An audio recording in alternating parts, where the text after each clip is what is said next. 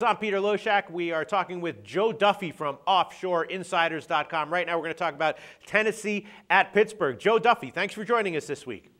Thank you, Peter. Fantastic. I am so fired up for the first week of NFL. Me too. And I just want to say one thing. You know, I deal with a lot of cappers, and a lot of cappers are very concerned about their public record. You know what I mean? They're very careful about which games they take. You know, it's like, I don't want to take that game. They're very, very specific. And of course, I don't blame them at all, because if they pick a loser, you know, everyone jumps on top of them. You, though, professional for 35 years, you will take any game, handicap any game, give an opinion about any game. You have utter confidence. That comes from experience.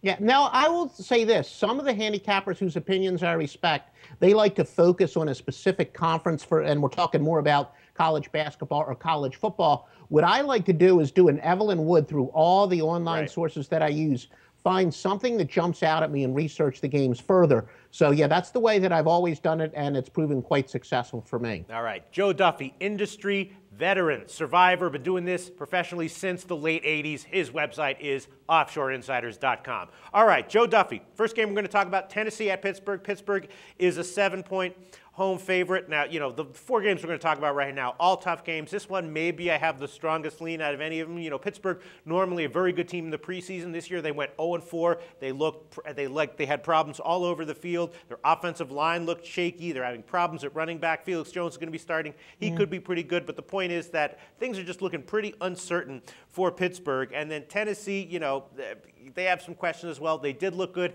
in their last preseason game, though things appeared to start to come together for them. Jake Locker, you know, doesn't inspire a whole ton of confidence. But looking at this game in sum total, Tennessee getting 7 points, that's the way I would lean here. What do you think?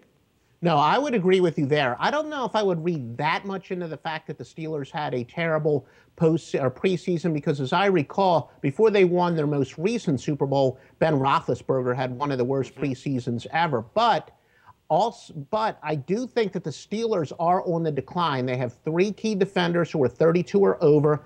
Ben Roethlisberger, as easy as it is to root against him, he's certainly a heck of a quarterback, but he is in the decline. Their offensive line is a mess. Their running game, they don't have any clear-cut runner. They have Redmond is going to start at running back for them. They drafted the kid out of Michigan State. They were expected to be their #1 running back, but he is hurt. And, you know, last year, Jonathan Dwyer, he was their leading rusher. They wound up cutting him. They didn't have much of a running game last year for 2 reasons. They didn't have too many good running backs, and their offensive line was bad.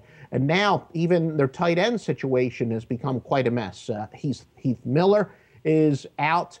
His backup tight end, Matt Spaeth, is hurt. He's not going to be playing either. So the Steelers on both sides of the ball, I'm not really all that impressed. Yeah, I mean, you know, the Steelers, even if they win, they just don't look like they're built for a blowout right now. The Titans, you know, they're probably going to be playing a pretty conservative game, not putting too much on Locker's plate. Their running game started to look good in the preseason, so they're probably going to be running a lot and pretty effectively, limit possessions. I'm liking Tennessee +7 a lot here. What do you think? Yeah, they are, and Jake Locker's one of those guys. Let me say, I honestly felt that Aaron Rodgers was going to be a tremendous quarterback. But in the name of equal time, I also said that Jake Locker was going to be the second coming of Aaron Rodgers, a guy that was overlooked a little bit, dropped in the draft, you know, between the end of the regular season and draft time. And Locker reminds me a lot of Aaron Rodgers, where he's got that physical ability, where he can run the ball and throw the ball as well. But Locker has frankly been a disappointment. I still think he's got an upside. And Locker's one of these guys that, again, I'm going to use that term almost every video I say this, but predictably unpredictable. I think that Locker is still a guy that is capable of having a breakout year, especially against this defense, which is questionable. And as I said, I think he's going to get quite a few opportunities, because Pittsburgh's offense, I think, is going to be punting the ball back to Tennessee. You're right. They wound up developing a heck of a running game where Chris Johnson found the fountain of youth last year. They've improved themselves on the offensive line. They've made some changes on the offensive line. But, again, according to a lot of the sources that I've been reading and that I trust, their offensive line is considered to be among the most improved units of any in the NFL. So I think Tennessee could be a mild dark horse team, and Pittsburgh I definitely believe is overrated. So if you're asking me to predict a possible first week upset, this would be it. Okay, and your official pick on this game, Tennessee +7? Yes. Me too. Joe Duffy from Offshore Insiders. Thanks so much.